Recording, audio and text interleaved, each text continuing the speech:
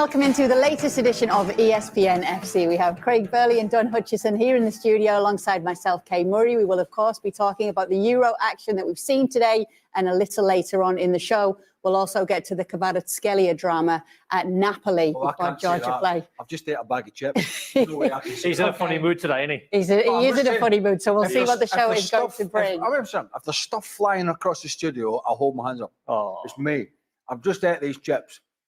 No, timing's all wrong, I get it, but, you know, I don't choose when What are you doing now? You're chewing on a mint? I'm trying to get rid of them all. All right, trying to get rid of I don't salt choose and when we vinegar start the taste. show. All right, then. Let's get to the biggest game that we want to talk about today, Austria against France. Mbappe captain in France for the first time in a major tournament. Came away with a bit of a souvenir from this one, a suspected broken nose.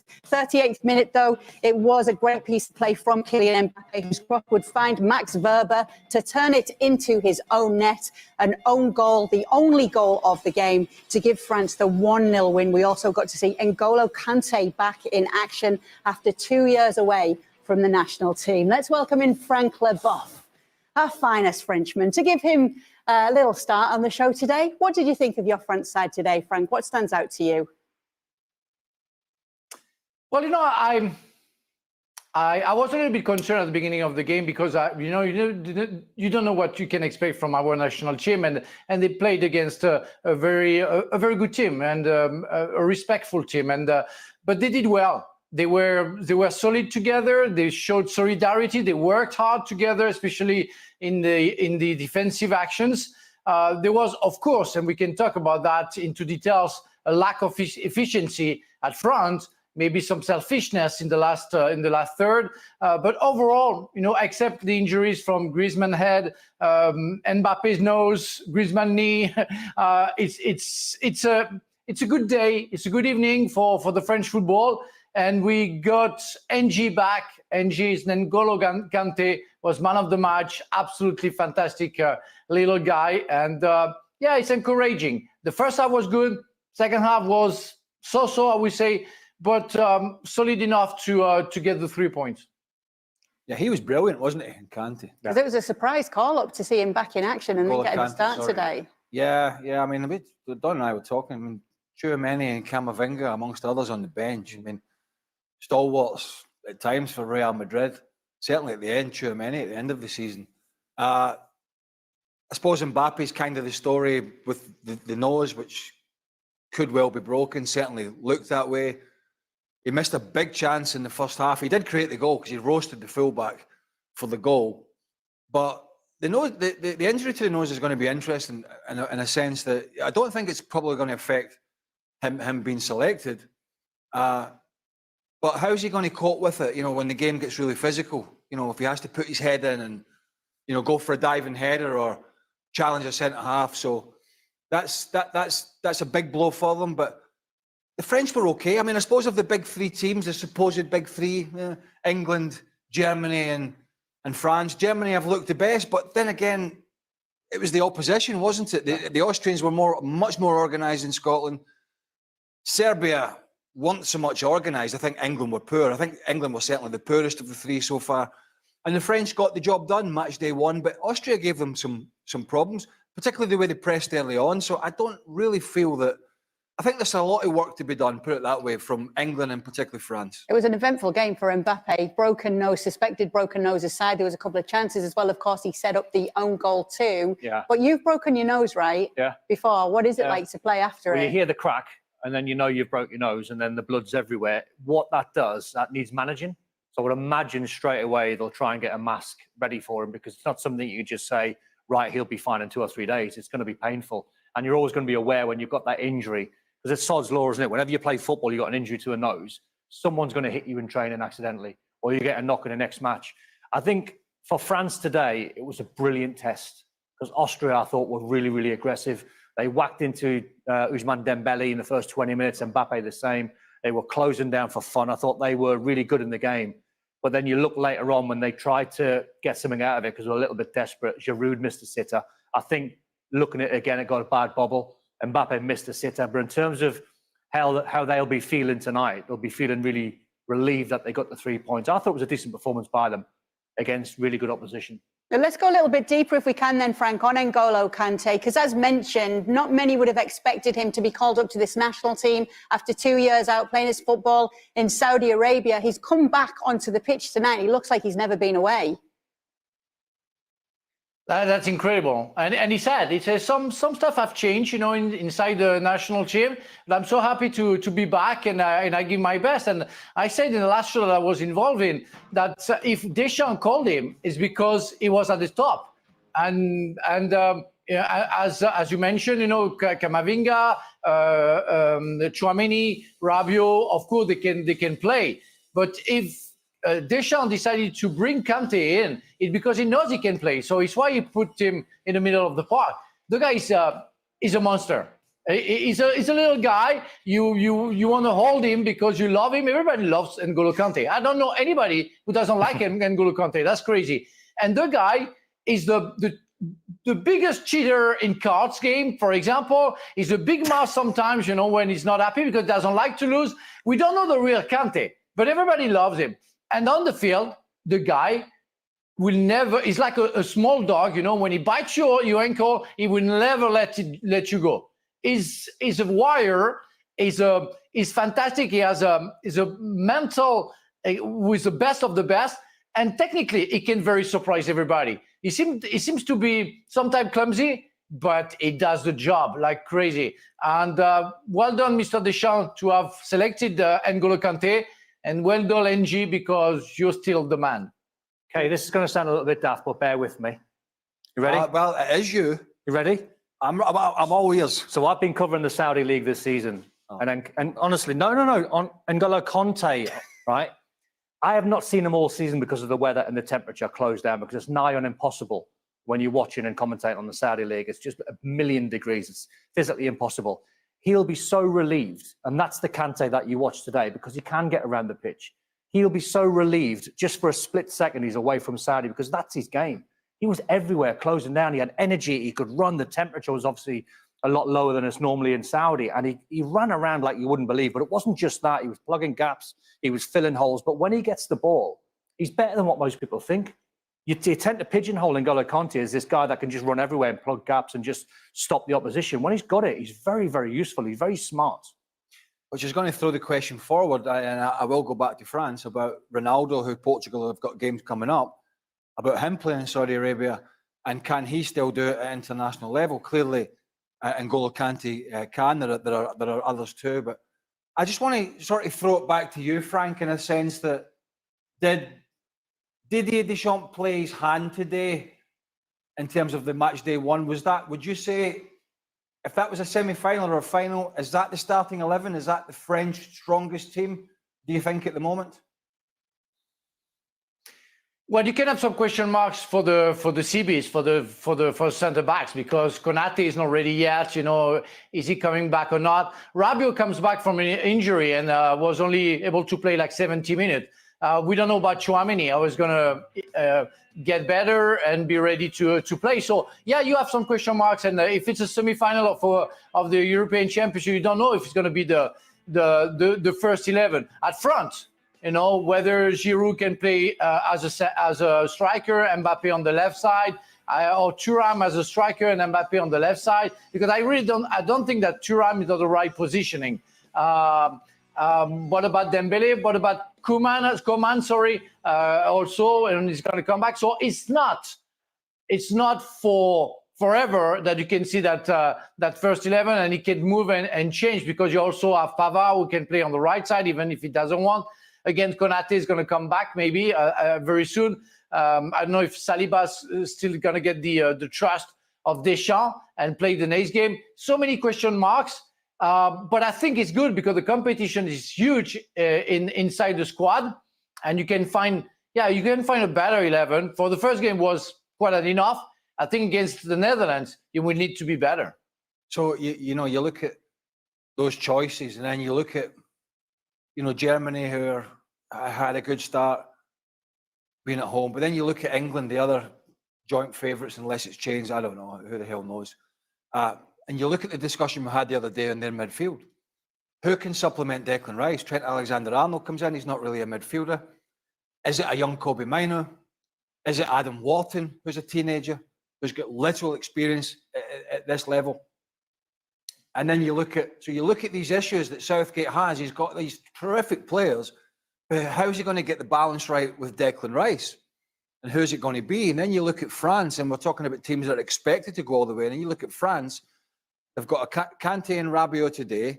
And if that's not working, they can mix and match it with both Camavinga and Tchouaméni as a partnership, or take one out and bring one in. That's 4 really, really experienced central midfielders in the engine room, something that England don't have, and they are going head to head, you think, with France. That's a big deal. Add Griezmann to that as well. You know, the way he's got the ability to drop back in and use his brains, because when you're looking at modern day football, it's all about dynamism, be able to get up and down, box to box.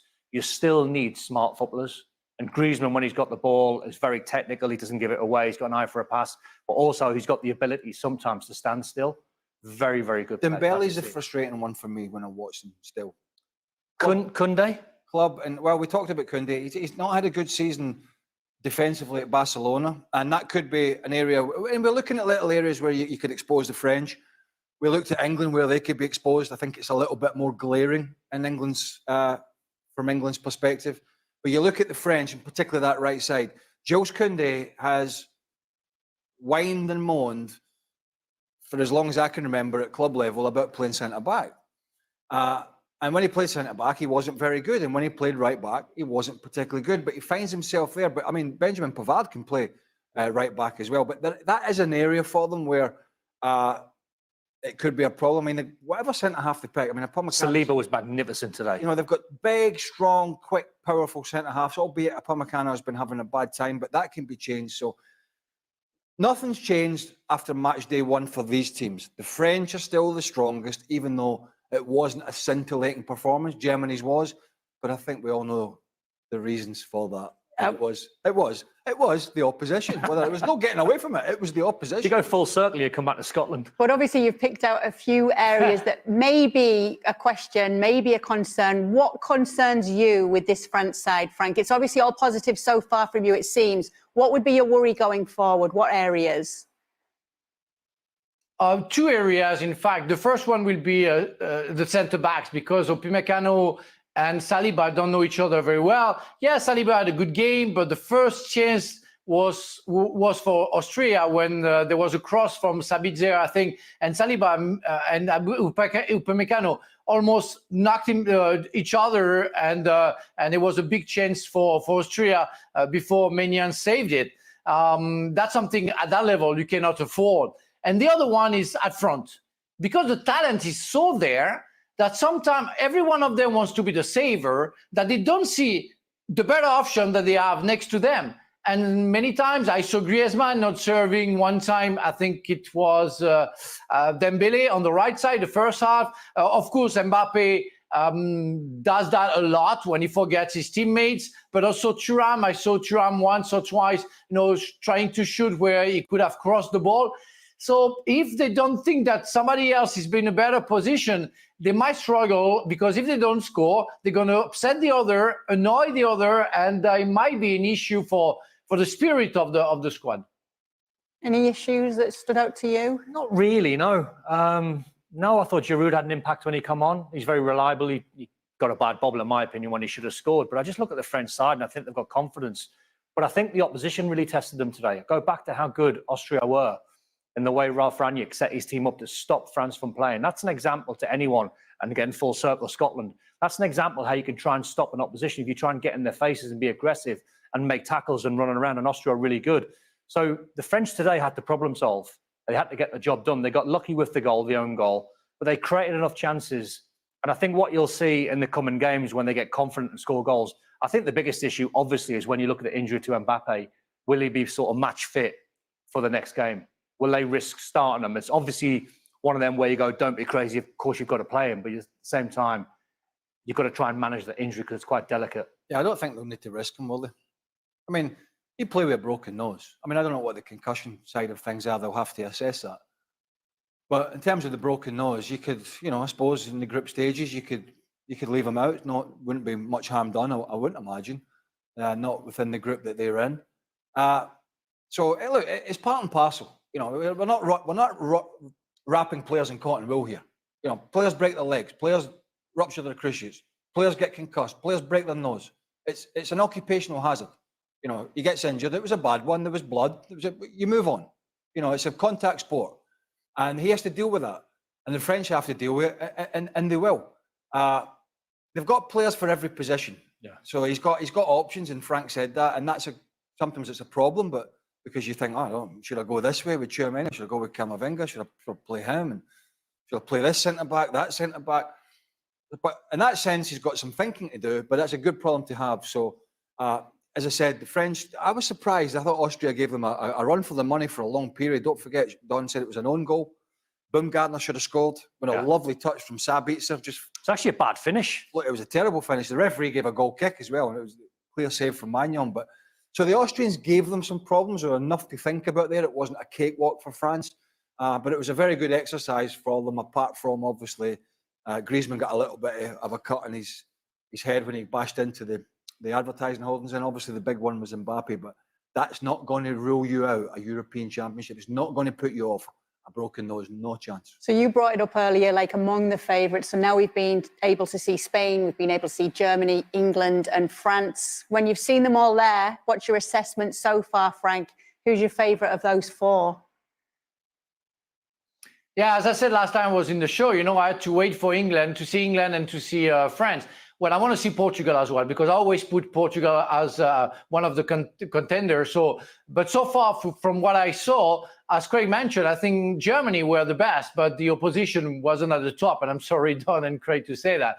But that's the reality of it. I think Germany seems to be very accurate on what they've done and know each other very well, and they increased their game since they played against France, that they won away from home in a friendly game.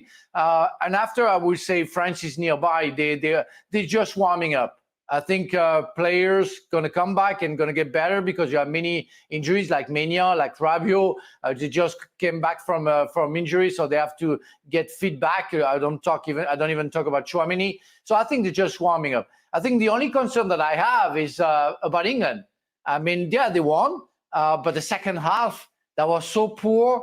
And the options are not, as Craig mentioned, the option that they have are not huge. And that's my concern about England. So, but I still think that they can wake up and do better than that. They can do worse than that anyway, because with the talent that they have to react.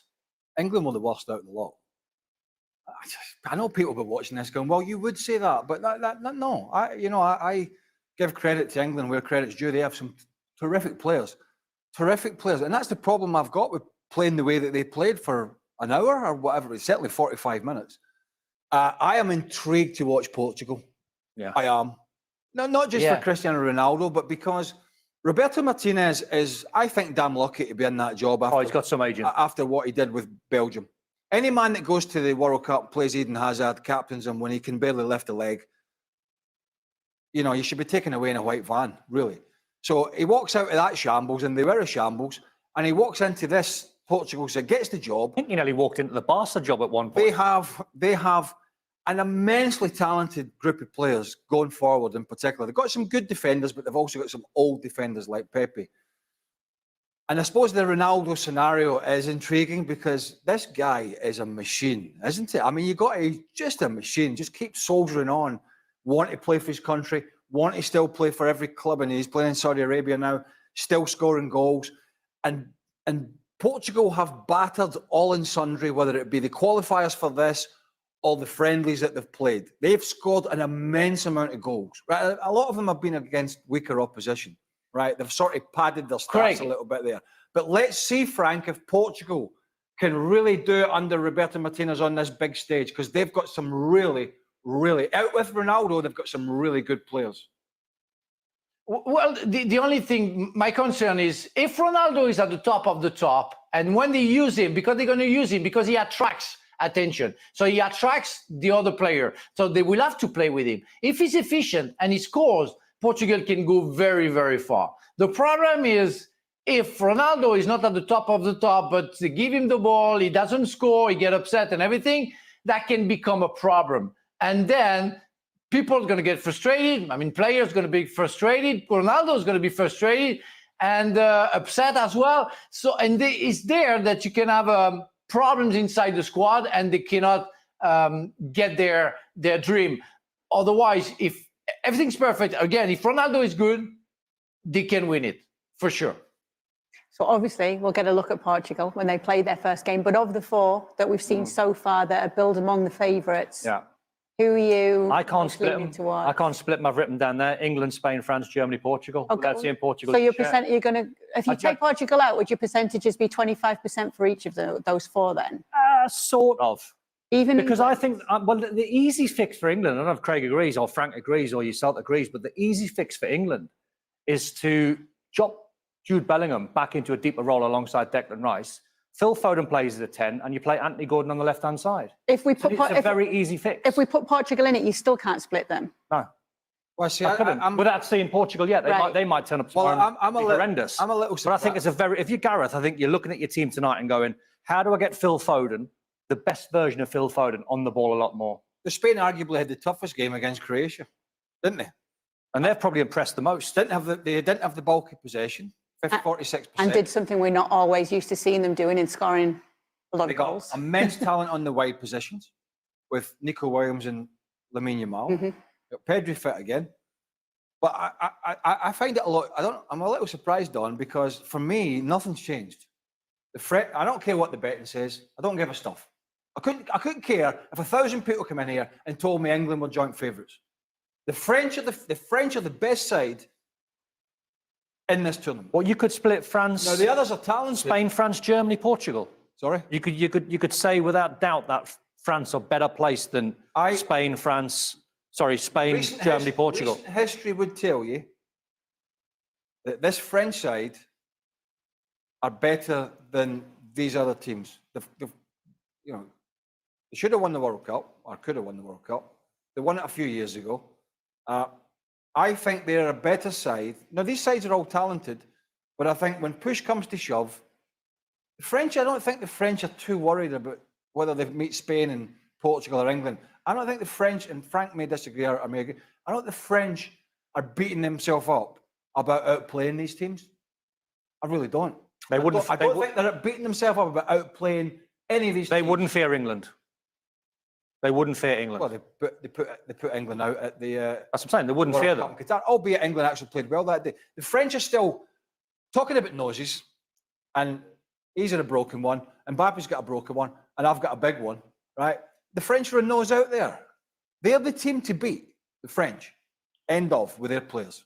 All right, let's get some more action that we did see today in Group E, where we got to see Belgium take on Slovakia. But first, just a look at how Group D standings are shaping up after those games. Obviously saw Netherlands with that win over Poland yesterday, and now France on the board as well with 3 points after that 1-0 win Austria have still got a chance over Austria. They could still finish third and still go through in the best place finish. Which I think is ridiculous for the 20. How many teams is there? Million. 24. So is this the final chance for Belgium's golden generation? Just the one goal in this game, and it came from Slovakia. Even Scrant in the 7th minute after a mistake from Jeremy Doku. That put Slovakia on the board here and gave them quite the upset result. Not for them, but certainly for Belgium. Welcome in Gab Marcotti now, who's seen this game for us today. But Craig, I do want to begin with you. Hold on, they haven't got a golden generation. What's left of it? I tell you what, and I don't know what the other lads think, but Don and I are on a slightly different side of the fence. We are. We absolutely are. We've watched two different games. So let Craig state his case first. I'll be quick because there's other people here. I'm happy to play the negative guy, and I said this before the tournament. I didn't fancy Belgium before the tournament. I did not think they played well today. I thought they played better in the second half, but I thought for long periods they were poor. They were poor. And Slovakia did a good job of them. Credit to them. A fantastic result. Absolutely brilliant. I was not impressed. And I know they had 2 goals chopped off. I do not concur. I don't think. But when you said on X, they were predictably predictable. What do you mean by that? First half, I was bored stiff after the initial. There could have been 1-0 up in 5 minutes. But they weren't. Well, I know that. The first half's 45 minutes. I was bored stiff watching Belgium in the first half. It was so slow. And I talked about Kevin De Bruyne. And he is the talisman now. and he just laboured around the field for me. He had the. I think you're being unbelievably harsh. Well, there could have been 1-0 up with Lukaku in the first 5 minutes. Belgium 2 goals disallowed and one off the line. Well, listen, hold on. They're playing Slovakia. But they could have scored 4. They're playing Slovakia. They did not. They got better. How good? The man of the match today, Martin Dubravka, the goalkeeper. And I would expect that that tells you. When a team that's ranked third by the FIFA rankings, which is a lot of nonsense, is playing Slovakia, I would expect their goalkeeper. But when a goalkeeper like Dubravka gets man of the match, it tells you that the opposition have tested him. Slovakia were leading the game, and like most sides do that are the underdogs, you start to sit deeper, you invite pressure. Belgium made some substitutes, they had a bit more pace about them, and obviously they had 2 goals chopped off. One was offside, you can't be offside, clearly. So, and the other one was a contentious handball, it hit the hand. Some agree, some don't. As a very general rule of thumb, I personally was not impressed by Belgium today. Fits and starts. Gab, what did you make of Belgium today? Yeah, I kind of think I'm Team Craig here on this one. Ooh. I was not impressed. I apologize. I didn't like his initial selection. I think the buildup was way too slow in the first half. I don't know about the wisdom of playing Onana and Mangala together in front of the back four. And I think the buildup got quicker when De Bruyne dropped off. But again, I don't think De Bruyne had a particularly good game too. And look, I had to be neutral in this one because, of course, both teams happen to have Italian managers. But on the night, sure, Lukaku could have scored a hat trick. Fine. We've seen this before. He gets himself in those positions a lot, and then he misses some of the time, and he missed tonight. But, even if they scored 3 goals and won 3-1 or 4-1, I still would not have been particularly impressed by the performance. They have to get better, and they can get better. On that contentious decision, the second of the disallowed goals, what did you think of it? You thought it was hard? I thought it was unbelievable. A slate handball with Openda. I mean, brushes a fingernail. And there's no, for me, there's no intent there whatsoever. Now, it has a material. Yeah, me neither. It has, this is me going down the old boring line. It has a material effect and a goal being scored. I'm going down the sort of straight route here. It did. But it was hard. But it wasn't deliberate, was it? He's wrestling with a defender who was too tight, by the way. Defender gets too tight to start with. That allows him to get rolled. And as the ball flicks up, it skiffs him. And then did you see what they brought out? Is it Nicometer? What is it? Snickometer? Oh. Where the hell are we at now? Where the hell are we at now? The little heartbeat. I tell you what was poor from Tedesco, though, coming up with the idea of playing Jeremy Doku on the right-hand side. Second half, when he played him on the left-hand side, the fullback was 37. Why didn't they know that at the start of the game? Why did they understand that Doku's best position for Man City is on the left-hand side? Why try and shoehorn him into the side on the right side? He was really good the first 50 minutes. He was at fault for the goal that they give away, but he was bright when he was going forward. Put him in his best position against a 37-year-old. Would have had him on toast. The best player in the field for long periods for me was Dubravka. Was Lobotka. Yeah, he just was terrifically composed in the midfield for Slovakia. I know he plays for Napoli. He's a good player. I know he's a good player. But it's different when you go in and you're not playing with as good of players as he does generally in Serie A. And the way that he was able to sort of control things, particularly in the first half, for Slovakia was excellent. Frank? Yeah, I'm always sad about what I see with Belgium because, yeah, we can go into details. Yeah, they could have won 4-1, but it's like that generation misses all good meetings with big-time football. And that golden generation becomes a wasted generation because with all the talent that we see, playing for so many big clubs, when they play all together, they almost do nothing. Or, well, at the end of the day, nothing happens. But it's true that today, when you see the squad, you say, "What? How come Doku doesn't play? On the left side? Every time he plays for Manchester City, even in the FA Cup final, it makes a difference. So why don't you use the best assets of your best guy at front? That's completely insane. I don't get it. You can put Trossard alongside Lukaku, but at least put Doku on the left side. Try to get something out of it. But it's like they have a curse. It's like they will never get anything because that generation is maybe cursed, and that's what it is. It doesn't work. They have bad results. They should have won 4-1. At the end of the day, they lost 1-0. Gab, what do you think Tedesco is going to do now? You think he's going to probably make at least 3 or 4 changes? And what cards could he play to improve this Belgian side? I think he will make changes. I think certainly one of them is going to be in the middle of the park. I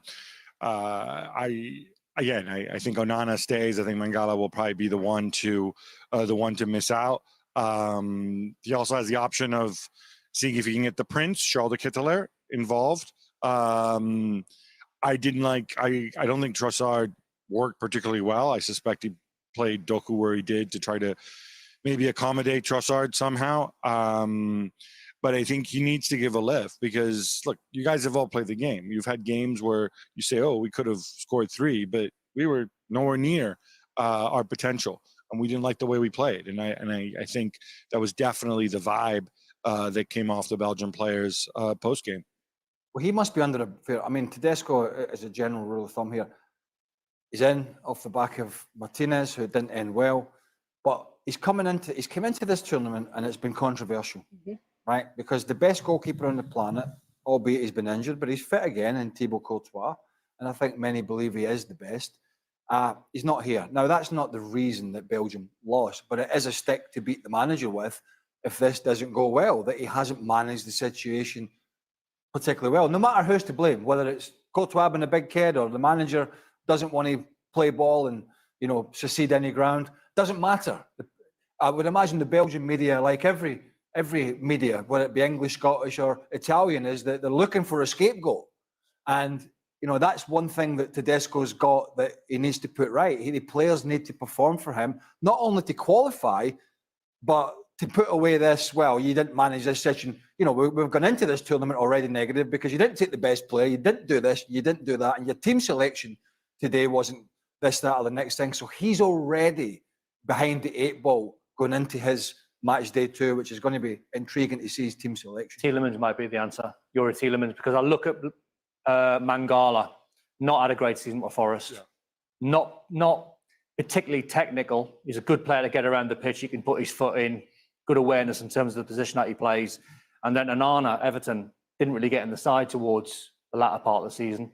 There might be an offer coming for him. And I think out of all the players at Everton, Pickford, Branthwaite, all of them, the one I think, certainly from the fans' point of view, they wouldn't mind seeing going for big money is Andre Onana. So those two, if they are going to stay in the side, they need the help of someone like Youri Tielemans, who's a lot more technical. Well, let's take a look at how Group E is shaping up after those first round of games, because we also got to see Romania stunning Ukraine with a 3-0 win in Munich.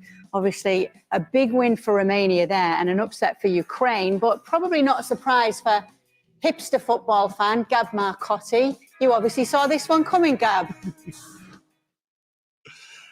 This was a surprise. I was surprised to learn that the last time Romania won a game in the Euros was a long, long time ago, when most of your guests were, unsurprisingly, not just still playing, but in the earlier parts of their career. And that was way back, I think it was Euro 2000 or 2004 when they knocked out England in the Phil Neville game, and England went out in the group stage. So this is not a generation of talents. I think, unless you're pretty hardcore fan, there's not too many guys you would have recognized other than Stanciu and Dragusin. And they were really criticized. They were booed off the pitch. One of their last warm-up games was against Liechtenstein. And they were really criticized by their own fans. And I think this was the best possible response. And I know people will criticize Andre Lunin, and without question, he's at fault on 2 of the goals. But this performance was so one-sided, and I thought Romania were so smart in the way they continued to attack. Tremendous goal, obviously, from Stanciu, as we said. And, yeah, I mean, they're walking on air. They know that most likely at this stage, they got great chance to go through to the next round. So really emphatic win, and really disappointing from Ukraine, who really are a lot less than the sum of their parts. Gab, where exactly are you in Germany? Because we're seeing differing reports on what people are thinking of what they've encountered so far in the Euros and the way that the tournament's been put on in Germany. Where are you and how are you finding it? I'm in Berlin. I was in Munich for the opening game. I think the vibe's been really, really good from the fans. I know there've been a lot of complaints about logistics and getting around and getting into stadiums and wait times. And all I can say is that somebody pays for me to be here and to watch football and then talk about it with you guys. So, first world problems compared to people who are out there and have real jobs. But you're not sharing a room with Jules and his nephew, are you? No. Jules has I couldn't, because Jules has a steady stream of visitors, relatives, his nephew, his kids, his cousins, the guy who delivers his papers in the morning. I think his landlord's coming around too. I don't know how he does it, but he has a triplex in town. It's the only way to accommodate all these people. Oh, Looks well, great, though. I don't. Where's all this morning come from? Well, Sid Lowe is one of them. Who's been Sid, there. Well, no, Derek Ray's always telling us how wonderful the transport is in Germany, and we're seeing different. Well, Sid, honestly, Sid Lowe is becoming. You could argue that he's the biggest whiner on this show. Is he the new Oggy? He's superseded me. But Germany, it looks great. There's always there's always people complaining. The stadiums and the facilities, to me, in Germany are absolutely ideal for a tournament like this to have it in one country. It's a vast country. It's a bit like the World Cup in France when I played there and Frank played there in '98. Everything said, the stadiums are terrific, the atmospheres are great, and there's only one person in the whole of Germany moaning about it, and it just so happens he works for us. He does, and it's actually nice that it's him moaning instead of you for once. I never moan. I've changed. I'm just. We'll see if that stays the case in the latest edition of Extra Time. Craig will be answering your questions along with Don and Gab and Frank as well. Make sure to go and check it out on YouTube every single day. Make sure to subscribe if you are watching us on YouTube as well. Now, in Group F, Georgia get their campaign underway on Tuesday versus Turkey, and there is a lot of drama off the field with Georgian star player Kvaratskhelia, whose agent has said that the player wants to leave Napoli this summer. Mamuka Ugeli says, "I don't want people to think that Kvara wants to stay at Napoli. We want to leave, but we are waiting for the end of the Euros so as not to disturb Kvicha. The priority is to join a team that plays in the Champions League." The player's father, Badri, has also had this to say: "I don't want Kvicha to stay in Napoli. He worked with 4 different coaches in 1 year. This worries me a lot. He will decide for himself, although it is uncomfortable for me." This is Napoli's statement on the whole situation in reference to the statements of the agent and father of Kvaratskhelia. Calcio Napoli reiterates that the player has a contract for another 3 years with the club. Kvaratskhelia is not on the market. It is not the agents or fathers who decide the future of a player under contract with Napoli, but the Calcio Napoli club. End of story. And then today we see an article in Players Tribune from the man himself saying that he loves Napoli and he loves being in Napoli. His dad getting involved? Okay, why is his dad getting involved? Why are they saying this before the Euro debut? Georgia just a few days before it. Gab, what's going on here? First of all, I absolutely love my man Mamuka Ugeli, who comes out and he says, "Well, I don't want to disturb or cause any distractions here, so let me say that he doesn't want to be where he's definitely not coming back. He doesn't want to be in Naples, but let me just say it now, rather than 24 hours before he steps onto the pitch, rather than during the tournament, because I don't want to cause any controversy here. Look, it's very obvious what's going on, right?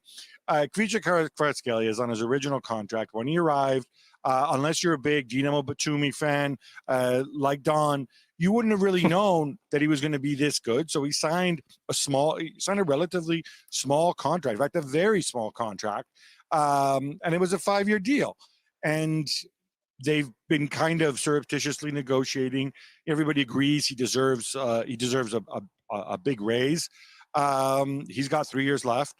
this is all part, I think, of this negotiation, right? Seeing who else is out there, who can come in. I think at the same time, there's obviously going to be other clubs that are going to take a look at it. Napoli may have to, let one of their big guns go, and maybe Kvaratskhelia, and maybe Victor Osimhen. They generally run a very tight ship salary-wise. That's all it is. This complaint about, the four managers, which, by the way, I'm pretty sure it's actually three managers. That's done now. They brought in Antonio Conte. Antonio Conte will, if Kvaratskhelia stays, will almost definitely be the only manager he'll play for next year because he's got this enormous contract. And then it's a question of, does a year under Conte, does this further my career? And what leverage do I have? Personally, when it comes to his contract or forcing a move, he's got very, very little leverage because whether we like it or not, the Napoli statement is correct. He's got 3 years left on his contract. They hold all the cards. Yeah, and good luck picking a fight with Aurelio De Laurentiis. Yeah, you're not going to win that one. I agree with Gab. It's a poker move to try and get a new contract. The unfortunate thing for Kvaratskelia's camp, there's no market for him at the minute. He's a £100 million player. There's probably no teams out there, maybe apart from PSG, that can spend £100 million on the player. And he complains, or they complain about, they want to play Champions League football. They should actually sit him down and remind him what Napoli have done for him. Bought, as Gab says, from Batumi, made him into a world-class player. He's going to work with Antonio Conte. You ain't going to win a contract fight with De Laurentiis. So remind the young kid who is a superstar, but he's still a fledgling baby in terms of his young career. The talent is there, but don't get ahead of yourself. Playing for Napoli under Antonio Conte this season could be amazing for him. It's still 23. I'm pretty confident Conte will have them back in the Champions League, so that's not really a sort of stick you can beat Napoli with. Yeah, they had a poor season after winning the Scudetto, but give the club another year and give Conte time to rebuild his side. You never asked for a move then?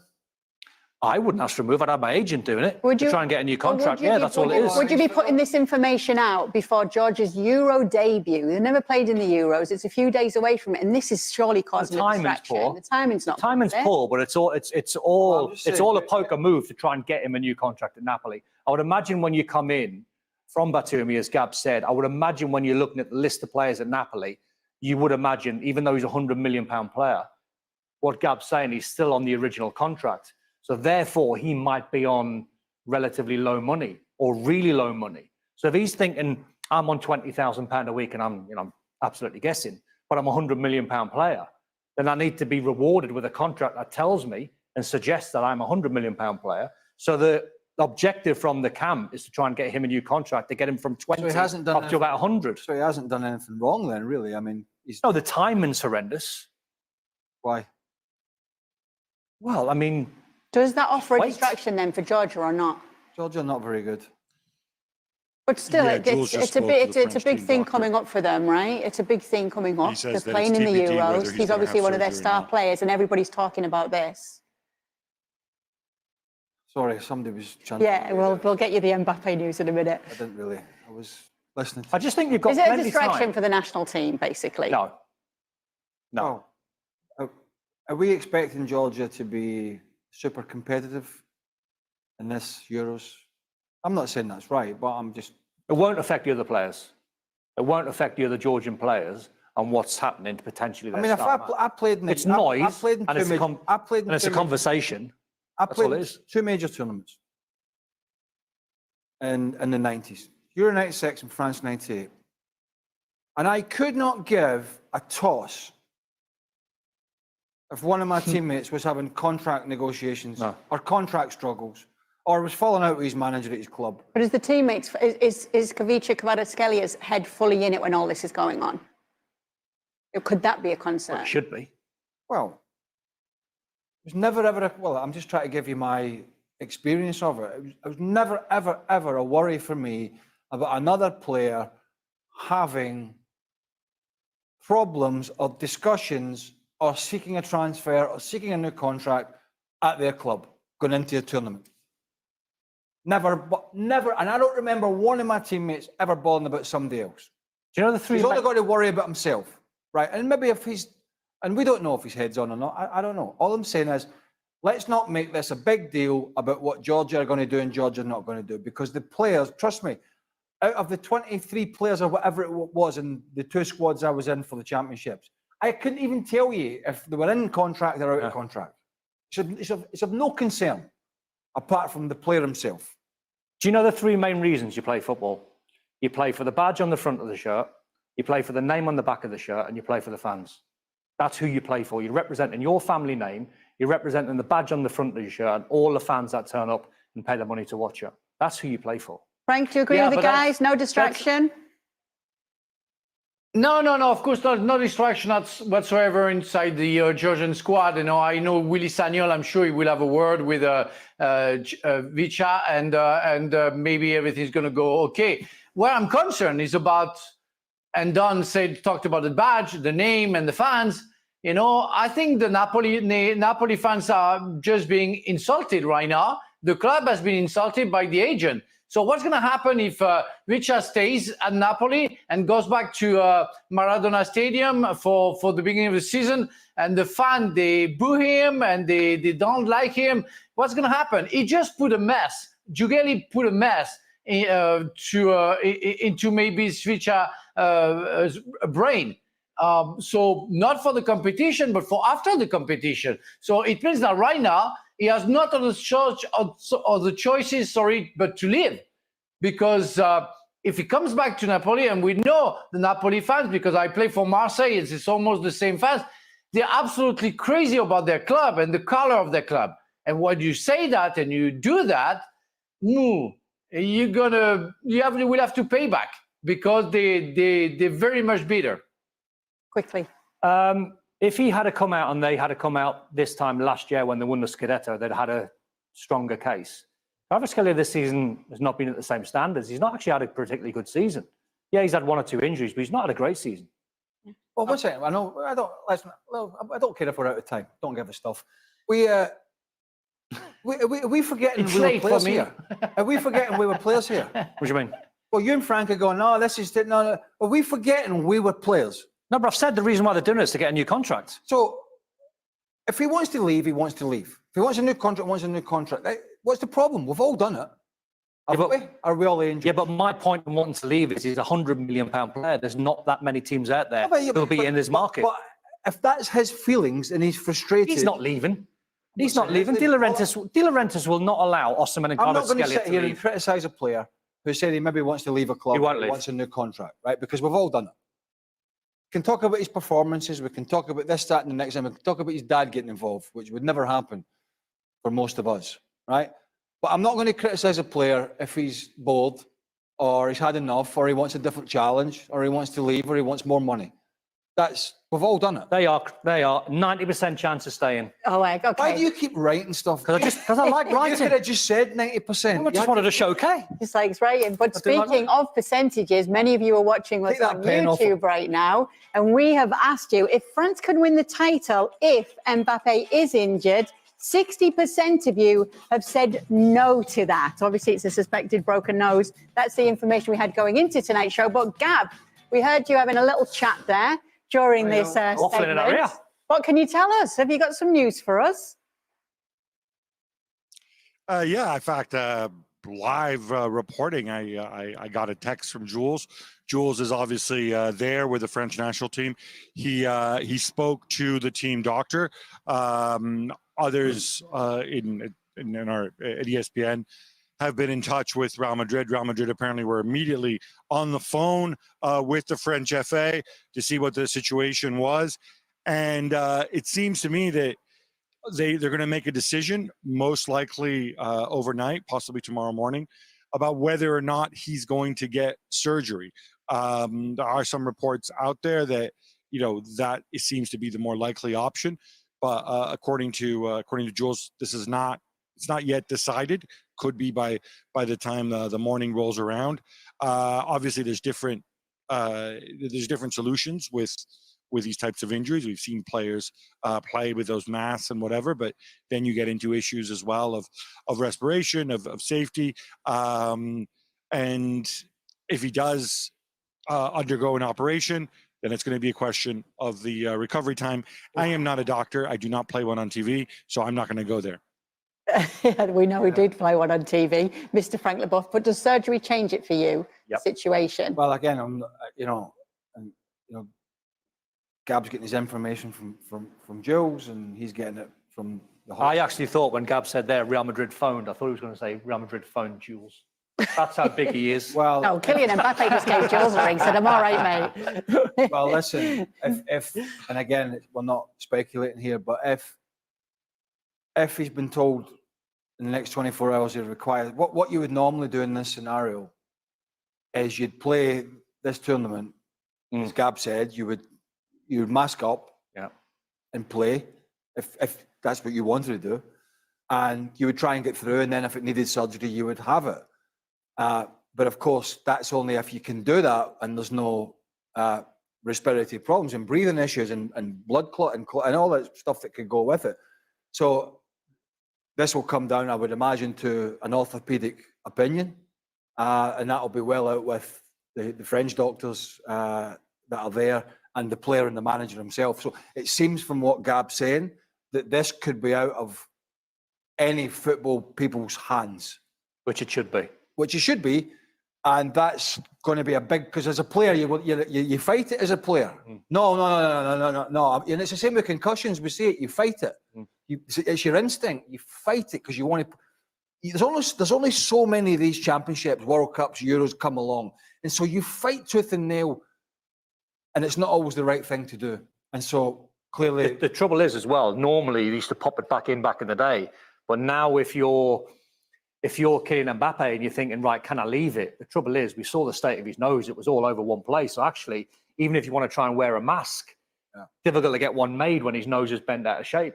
So that if it's surgery, it probably changes everything. It would be a big blow to the tournament and to the French, clearly. But there's a bigger picture here. The guy, he's a young guy, youngish. He's a world superstar. He's got a career ahead of him. And whether it would cost the French or not, matters not a jot. You cannot take risks with people when it's in this scenario. So, I think guessing. So we'll see what happens in the next 24 hours. I think absolutely guessing. You ain't going to see the next game. It'll be the game after. You know what, Kay? It's going to be very funny if he has to wear a mask because his nickname is Ninja Turtle. So it's going to be very funny to see Kylian Mbappe with the mask, But I wish him the best, really. And I had 4 nose fracture. I never had a surgery. Well, after my career, yes, but in between, I couldn't breathe for 10 years with the left side. You want to play, and we saw Mbappe coming back, getting a yellow card because he came back without the referee authorization. So he wants to come back. Now it depends to on the French Federation and Real Madrid what they want to do it. But I agree with Craig. I think the guy wants to play, and if he wants to play, he's going to play. Get a surgery in between the European Championship and the beginning of the La Liga starts, and it wouldn't be a problem unless he has a big time respiratory issue. Respiratory. You did great. Hold on, I'm just writing something. Frank, can I just ask you what? Frank, sorry, can I just ask you, when you broke your nose, how long before you played again? The day after, I played with my broken nose. I didn't go out. I played with my broken nose for the last 60 minutes of the game. I had a broken eye as well, and I scored 3 goals. That's the only time that I scored a hat trick, and I didn't want to stop. And that was another time. There weren't any concussion staff or whatever. It was you were the only one to decide whether you wanted to carry on or not. I even went to the hospital the day after. I couldn't sleep, I couldn't breathe, but I went to the hospital after, and I'm kind of fine. So it's all right. It's not a big deal. But we have to remember that every injury is different. Right. And protocol is protocol these days, and that's absolutely correct. For the safety of, and I know we're talking about a broken nose here, but there are different severities of the injury to that part of the face. So we have to be acutely aware of that, and at the end of the day, let other people make informed decisions. But let's hope let's hope from a football perspective that he's able to continue. Yep, obviously we wish Kylian Mbappe well, and you can hear more from Gab and Jules on the latest edition of the Gab and Jules show that actually just dropped today. Make sure you go and check that out wherever you do get your podcasts. And if you are watching us on YouTube, thanks so much for being with us. You can join us every single day on ESPN FC. If you'd like to watch the rest of the show this evening, head on over to ESPN Plus. That's where we will be continuing to talk more football. See you over there.